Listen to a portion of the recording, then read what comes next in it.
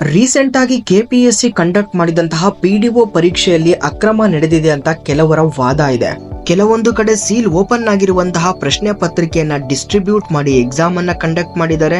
ಇನ್ನು ಕೆಲವೊಂದು ಕಡೆ ಬ್ಲೂಟೂತ್ ಅನ್ನ ಹಾಕೊಂಡೋಗಿ ಎಕ್ಸಾಮ್ ಅನ್ನ ಬರ್ದಿರುವಂತಹ ಪ್ರಕರಣಗಳು ದಾಖಲಾಗಿವೆ. ಸೊ ಇದರಿಂದ ಈಗ ಎಲ್ಲಾ ವಿದ್ಯಾರ್ಥಿಗಳಲ್ಲಿ ಒಂದು ಗೊಂದಲ ಇದೆ. ಕೆಲವು ವಿದ್ಯಾರ್ಥಿಗಳು ಪಿಡಿಒ ಪರೀಕ್ಷೆಯನ್ನ ಮತ್ತೆ ನಡೆಸಬೇಕು ಅಂತ ವಾದ ಮಾಡಿದ್ರೆ, ಇನ್ನು ಕೆಲವು ವಿದ್ಯಾರ್ಥಿಗಳು ಎಲ್ಲೋ ಒಂದು ಕಡೆ ಪ್ರಶ್ನೆ ಪತ್ರಿಕೆ ಲೀಕ್ ಆಗಿರೋದಕ್ಕೆ ಮತ್ತೆ ಎಂಟೈರ್ ಈ ನಾನ್ ಎಚ್ ಕೆ ಏನಿದೆ ರೀಜನ್ ಅಲ್ಲಿ ಕಂಡಕ್ಟ್ ಮಾಡ್ಬೇಕಾ ಅನ್ನೋ ಪ್ರಶ್ನೆ ಇದೆ. ಒಂದು ವೇಳೆ ಪಿಡಿಒ ಮರುಪರೀಕ್ಷೆ ಮಾಡ್ಲೇಬೇಕು ಅಂತ ಹೊರಟ್ರೆ, ಈಗ ನೀವು ನೋಡಬಹುದು KS ಮರುಪರೀಕ್ಷೆ ಆದೇಶ ಆಗಿದೆ. ಆದ್ರೂ ಕೂಡ ಅದು ಕೋರ್ಟ್ ಅಲ್ಲಿ ಕೆಲವೊಬ್ರು ಹೋಗಿ ಕೇಸ್ ಹಾಕಿದ್ದಾರೆ.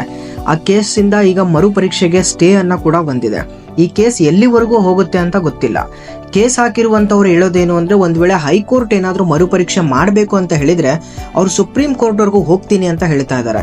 ಸೊ ಈ ಪಿಡಿಒ ಎಕ್ಸಾಮ್ ನಲ್ಲೂ ಈ ತರ ಏನಾದ್ರು ಆದ್ರೆ ಇದು ತುಂಬಾ ವಿದ್ಯಾರ್ಥಿಗಳಿಗೆ ಗವರ್ನಮೆಂಟ್ ಕೆಲಸನೇ ಬೇಕು, ಗವರ್ನಮೆಂಟ್ ಎಕ್ಸಾಮ್ಸ್ಗೆ ತಯಾರಾಗ್ತಿರೋ ವಿದ್ಯಾರ್ಥಿಗಳಿಗೆ ತುಂಬಾ ಕಷ್ಟ ಆಗತ್ತೆ.